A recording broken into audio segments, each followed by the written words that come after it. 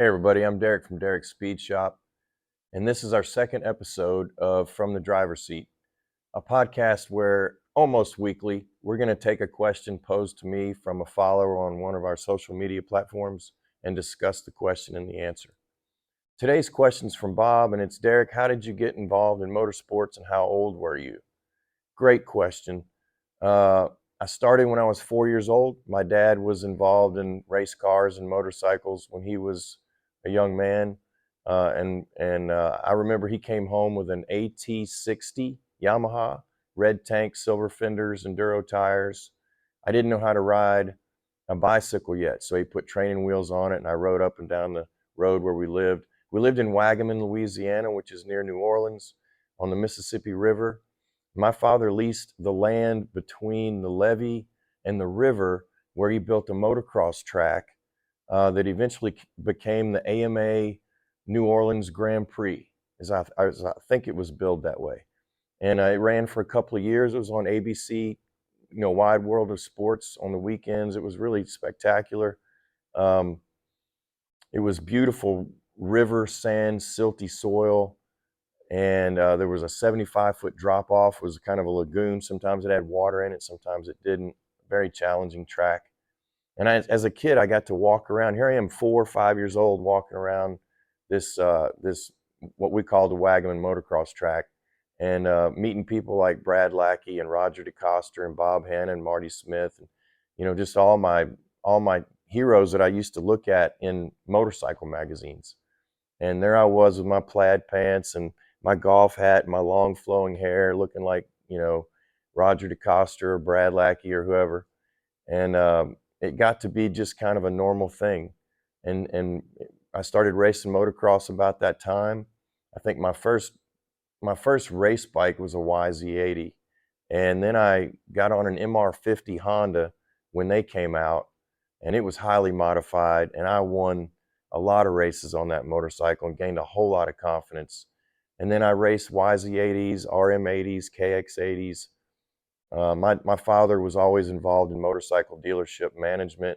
He went on to own his own Yamaha dealership. And so when I was a teenager, I rode Yamahas exclusively and had a pretty good support ride program through Yamaha, where they'd give you, parts and give you a special deal on the bike and cool leathers and things like that.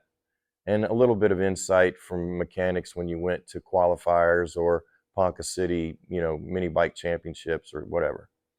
So I did that. I also raced drag strip when I was about 12 years old, drag bikes. I was on a GS 1100 turbo, KZ 1000 turbo, wheelie bars, slick, air shifter, the whole deal, leathers, State Capitol Dragway on Wednesday nights, 12 years old, 120 pounds. And my father telling me, don't lift up because the wind will rip you off the motorcycle.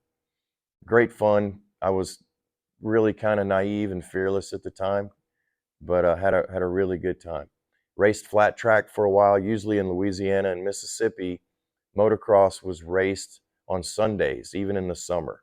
And so I would take summers off and race flat track on Saturday nights, and had a great time doing that on 100cc, 125s, 250s eventually, three-wheelers, all kinds of fun bikes. Well, we did so many. Flat tracking was really fun. I always enjoyed it. And now I'm at this late stage in my life, you might say, my racing life, and I'm still riding a Honda 450 flat tracker and supermoto bike. Behind me is a Mad Dog 150. It's not really a museum piece. I can take it down anytime and go scoot around. We had a quarter mile dirt track called the Hayfield Quarter Mile right out here in our hayfield. And that was to help with our track day for kids program through a Heart Like Mine Foundation that we were doing for heart kids and cancer kids. And also I wanted to get my daughter involved in some kind of racing. And so she did the dirt carts for a while, and also the Polaris 170s. So doing what I can to keep the lineage of racing going in our family, male or female, doesn't matter. And so yeah, I took a hiatus for about 25 years. I had a Harley Sportster in college.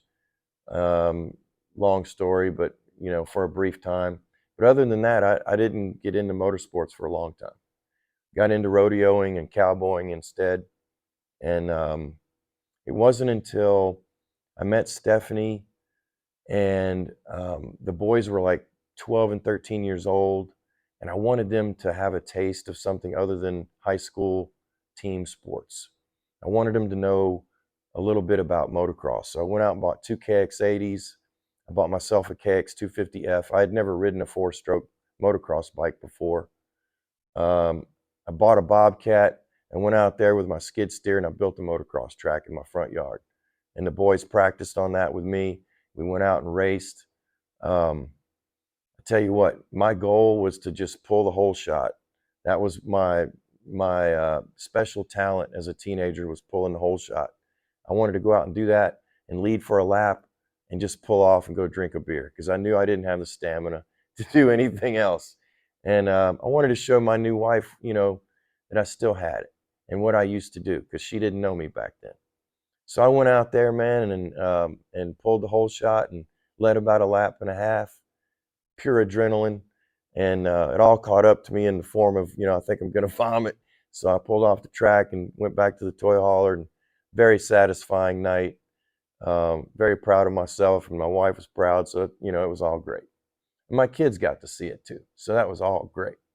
And we sold the motocross bikes though after that, and the kids went on their merry way of college and all that kind of thing later on. So it wasn't until the later stages of my life, when Annabelle was born with half a heart, my wife and I and Annabelle, we spent a lot of time in the hospital, and it gives you a lot of time to think about, it changes you. And when you get out, you usually live a little bit differently. And I know we have. And we made a serious decision to not live so much for the future, but to live in the present, to stay in the moment, and how important that is. And that maybe we ought to take a little bit of risk every now and then, try to make some money having fun. And so we bought some Corvette Stingrays and we rented those out. And that experience turned into a track day experience with our Corvettes. But the timing was a little off. This was just right when COVID hit and the tracks were closing down.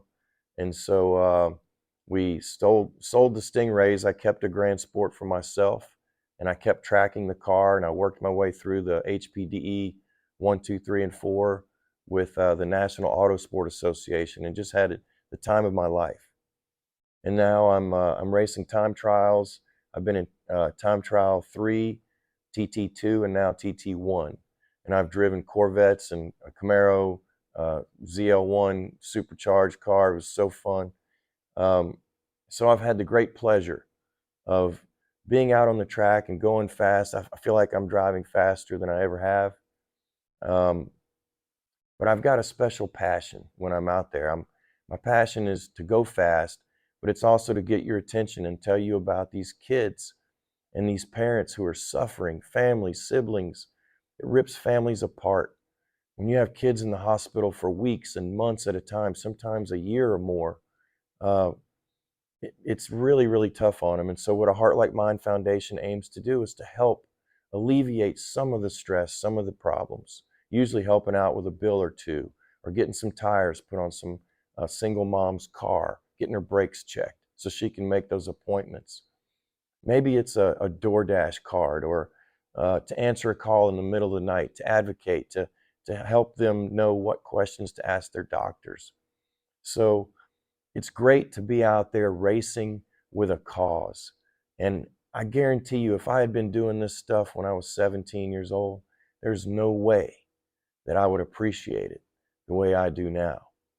And so I always wanted to make sure my family's needs were taken care of before I went out and pursued any hobbies.